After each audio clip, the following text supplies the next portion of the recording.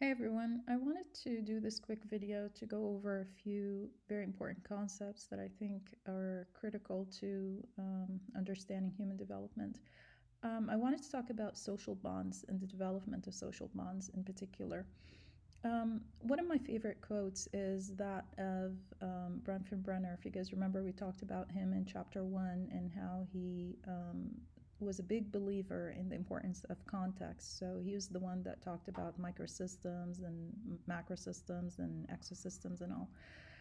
He said that every child needs at least one adult who is irrationally crazy about him or her. And that is so true. And this starts early on in the beginning of the first few months and actually the first few days.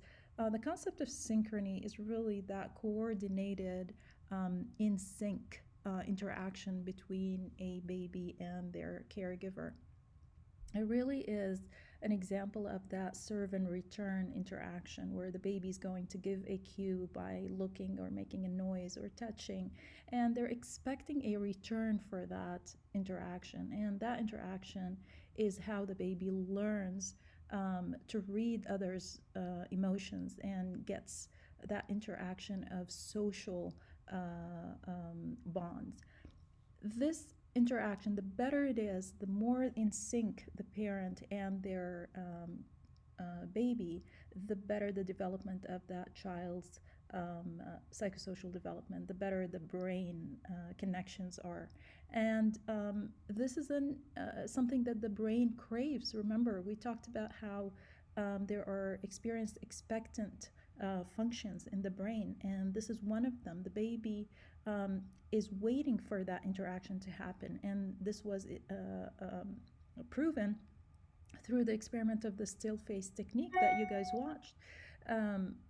A baby that gets a still faced parent, mom or dad, is going to be upset, is going to start to do whatever it can so it could get back that interaction. So the interaction is an expectant experience, and the brain depends on it. Now, this synchrony is going to move to a different level of interaction and a social bond that's going to be built on attachment in the next stage, because the baby now is mobile. They are able to move around and interact with new people and different environments. So attachment becomes very key here. And attachment is basically, how is the baby going to use the relationship that they developed with their caregiver, whether it is the mom or the babysitter or the father or the grandparent. They can have multiple attachments to different people. But how are they going to use that as a base, as a secure base, to explore the world, to go and play with other people, or be allowed to be carried by somebody else or cared for by somebody else? So this is really the very important milestone that kids develop, and that's why researchers like Mary Ainsworth was able to kind of distinguish between three types of attachments, and that is the child that developed a secure attachment versus the child who developed an insecure attachment, whether it was avoidant or resistant. The secure attached child is that child that is comfortable to use the mother as the base to which he's able to explore other environments. They're the ones that are going to be very happy, able to explore in the area where they are playing. As long as the mom is there, they will continue to check in with looking at mom still there, or maybe go back and show her a toy and come back and play. But then when mom leaves the room, they're going to be upset. They are going to be in distress because their secure base has left the room. When the mom comes back, that child is going to be very happy and very welcoming and will continue to play because now the secure base is back. We see this a lot in a drop-off time, especially at the beginning of the year, when the different types of attachments kind of manifest themselves in how children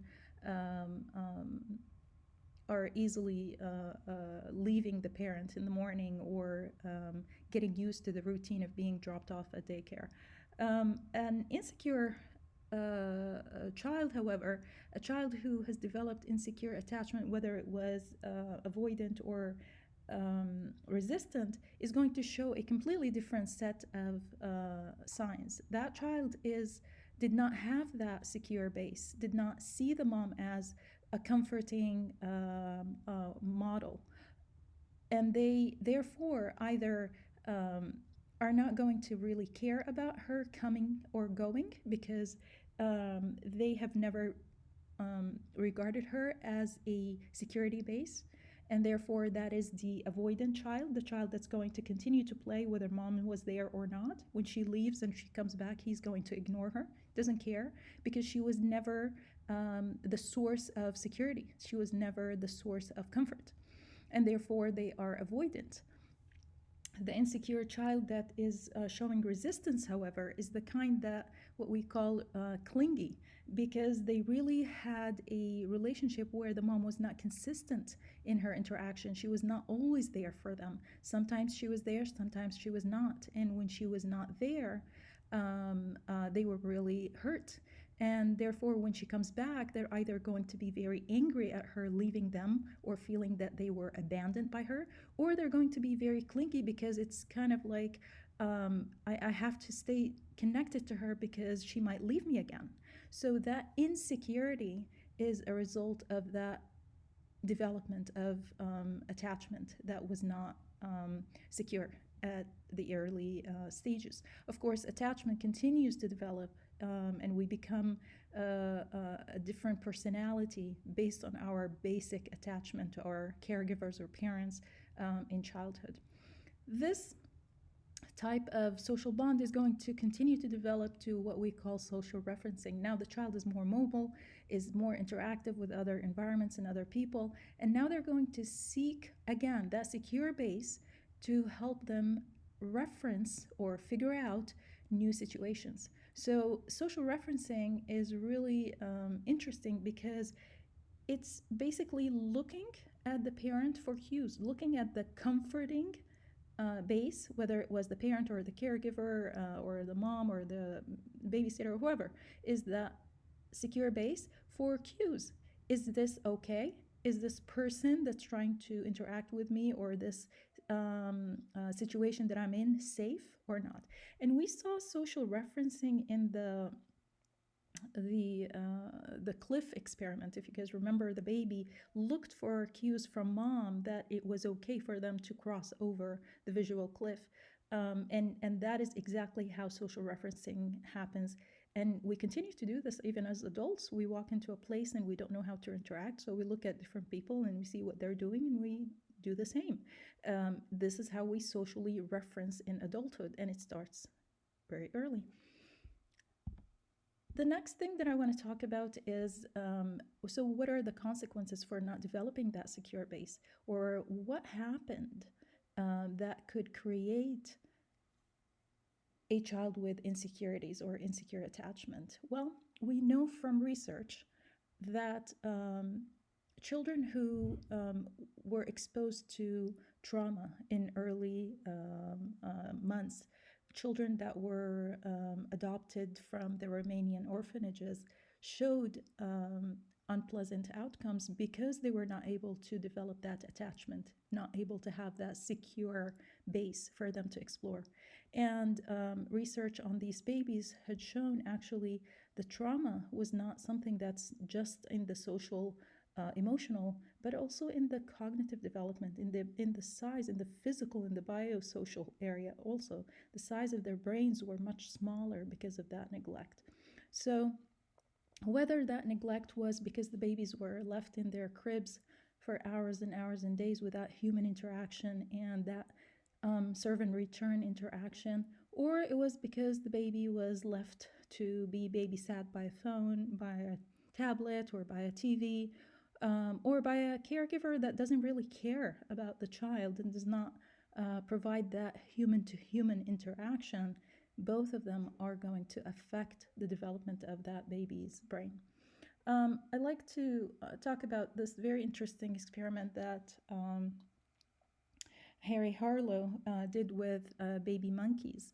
And what he did was expose those baby monkeys, take them away from their mom actually, and expose them to two different moms that would resemble one that provided the nourishment. It was made out of wire and just a bottle. So they provided um, the physical nourishment, let's say, so milk. And then the other one was an example of that comfort and that touch. So it was made out of a soft material, but it did not provide milk. It did not provide the physical need. What they found was that the baby monkeys during the whole day would spend their day cuddling with the cloth monkey, of course, the model, and they went there just when they were hungry. They would just get the milk, get whatever they needed to keep them alive, and then they spent the rest of the day cuddling with the soft monkey. This was an example of the importance of touch, physical touch, and later on attachment to that caregiver. And his experiments really showed a great deal of insight on the importance of physical touch between infants and parents. I want to refer to another concept that the slides talked about, and that is social referencing in children in comparison between parents, fathers and mothers. And what research shows is that fathers provide or give children a completely different social referencing base than mothers do. Mothers are more of the care, the comfort, the safety, and fathers were more of the excitement and the interaction is completely different. So typically they elicit more smiles and more laughter because children look for different interaction when it comes to their dads than they do when it comes to their moms.